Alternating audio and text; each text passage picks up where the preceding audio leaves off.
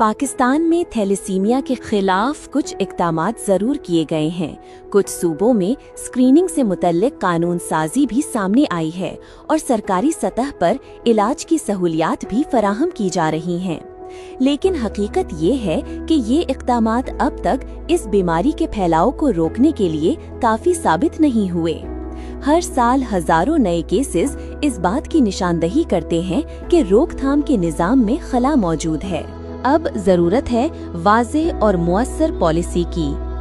क़ब्ल शादी स्क्रीनिंग को कौमी सतह पर लाजमी करार देना, इस पर सख्ती से अमल दरामद यकीनी बनाना और एक मरकजी डेटाबेस के जरिए मरीजों और कैरियर्स का रिकॉर्ड मुरतब करना।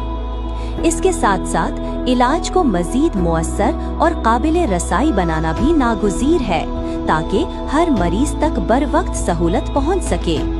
इसी मकसद के तहत नेशनल थैलेसीमिया कॉन्फ्रेंस 2026 6 मई को कराची के पीसी होटल में मुनक्किद हो रही है, जहां माहिरीन, पॉलिसी साज और मुतालिका इदारे मिलकर एक वाज़ेह रोड मैप पेश करेंगे। ये वक्त है कि मौजूदा इक़दामात को एक मौसर कौमी हिकमत अमली में तब्दील किया जाए, क्योंकि दुरुस्त फैसले आज होंगे तो महफूज नस्लें कल परवान चढ़ेंगी।